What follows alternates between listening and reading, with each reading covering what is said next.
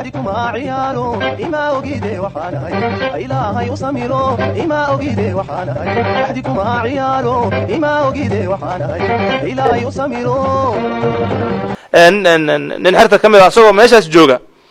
ayaa salaadii iga tagir buu yiri markaasaa sheekha tuko salaad uu yiri xamru jooga meeshuu kan ceel bur way markaasaa inta caray sheekha warkiisa inta maqlay oo cararay wuxuu yiri salaadii tukado alxamdulillah sheekha salaad uu xasuusiyo yiri eeg marka karaamada meesha ku jirta baleeg mar waxa weeye horta inuu nadar raxmaaniya weeyaan waxay qofka waa ilaalsanayaan waxay fiirinayaan xaaladda uu ku sugan yahay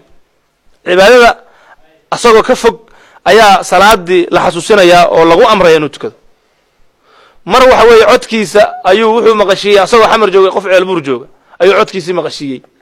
inta la hadal yiri marna waa arkay inta arkay buu haddana la hadlay qof ceelbuur jooga inta meesha ka arkay asagoo xamar jooga uuna la hadlay markaas uu ilaalinayo cibaadada soo ilaalinayo daliil u tahay sheekha Allah ka raadi noqday karaamaadkiisa waxa kamid ahaa waxyaabaha yaabka uu ku leeyahay qof ku xun wax xun soo sameeyay oo cisyaan haduu u yimaado xalay iyo shalay iyo maalmo soo dhaafo haduu u yimaado waxaas maxaa u sameysay ilaahay u toobadkeen dhigi jiray wixii uu sameeyay inta kala hadlo oo wuxuu ilaahay u toobadkeen maxaa u sameysay waxa dhacday maalmaha kamid ah gabadha u timid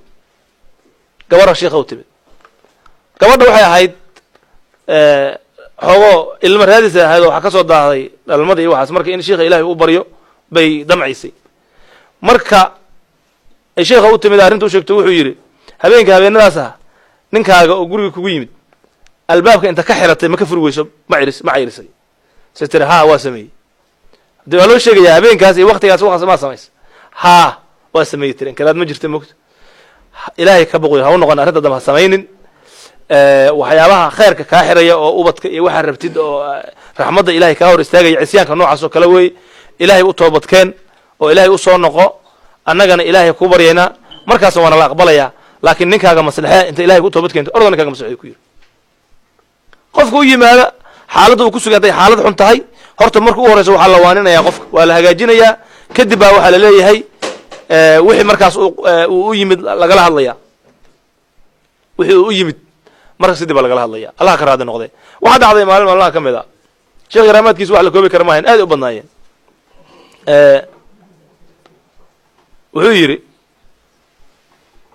nin darawal ahaa oo darawalada khaadimiinta kamid ahaa gaari raran oo uu number 50 meelahaas ka keenay oo qudaar ku raran oo mowdac u soo waday baa ka rogmaday gaariga gudoomay gaariga markuu gudoomay meel duur jidka bartiisa maraya moogta meel dhax u maraya gaariga waa gudoomay wax kaalmo iyo magaciisa malaha wuxuu markaa waxa go'aan sidoo yiri inaan sheekha la khadaabo oo la hadlo meel inta jidka gees ka maraya wuxuu yiri sheekha waxaan yiri hadaad wali tahana awliyada ilaahay waxaan ma xiraane bahalkan toosi aan ku keenay hadaadan wali ahayn hana lugoynin waa ka tagaynaa yiri intaas markaa yiri waxa maqluur wax biriq amoodid dhacay buu yiri gabow yiri markaas inta soo baraarugan siri baawurka fiiro waaba taagan yahay waan raran yiri gaariga meesha jiifay وانا ردن yahay وانا taagan yahay waa soo kaxistiro kaasa gaariga keenay meesha keenay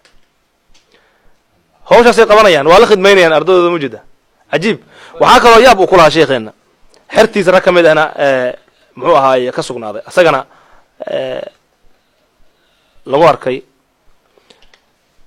habeenada kamid asagoo khidmo ku jira iyadoo meel la joogo oo khidmo lagu jiro ayaa raggi khidmeynayay waxa ilaahay un karaamo ka muujinaya ahayd raggi khidmeynaya waxa ka lumay hilbe karinayeen hilbe la karinayay marka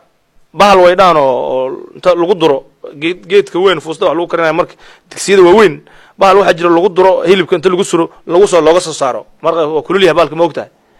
marka bahalka ka lumay ay ku soo saariyeen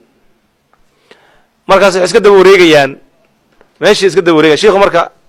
xirta meelay kala joogan kuwaas uu tagay waa soo noqonaya kuwan marka kuwana uu khatarsan moogta ku raashiga laga sugayay way waxana marka waa la soo daaheen wixii markaas wuxuu ku yiri maxaa ku dhacay markaas waxay yiraahdeen sheekho waxa nagu dhacday waxa naga luma bahalka markaas wuxuu adigu mayna qaadiriye ahayn adigu qaadiriye rasmi ma hidin miya wuxuu yiri ما دقي سنين مية شيخ ويس وحيري ومن بطريق الجيلاني نجا من حر النيراني طريق الجيلاني قفك مراه كليل ناريال كليل كود إلهي وكان نجيا أذيك مركا قادرين رسمي ما هيدين مية سينار كليل دبقة بقيسين ما قعنت جلسين وحنا مساعد يقول هذا قادرين رسمتين انتبه هاي مركا وحسميي قعنت انت لقى لي وهل به قعنت وصو صاري مرقي وكل حجري هل به قعنت وصو صاري واحد قبل شيء هذا شيء يسد مركا وحنا مسيا طريق الجيلاني ولا قرنا يا مكت طريق الجيلاني وحنا كل سنة الكتاب وصلنا إلهي سبحانه وتعالى إن الراضي قليو oo lagu raadi geliyo waxa asaga uu faray in lagu raadi geliyo in lagu caabudo sida Ilaahay uu faray in loo caabudo dariiqa jinaasu ku dhisan yahay moogta dariiqadana waxay ku dhisan tahay toddoba rugni waxay ku dhisan tahay kitaabka iyo sunnada waxay ku dhisan tahay in qalbiga wax la isku qaban oo qofka amalkiisa iyo wixiisa uu ku mashquulo umada Ilaahayna uu nabad geliyo waxay ku dhisan tahay markii lagu xad gudbo inuu samro oo uu iska dhaafo oo uu cafiyo waxay ku dhisan tahay saxaawa inuu muxuu ahaaye bixiyo oo muxuu ahaaye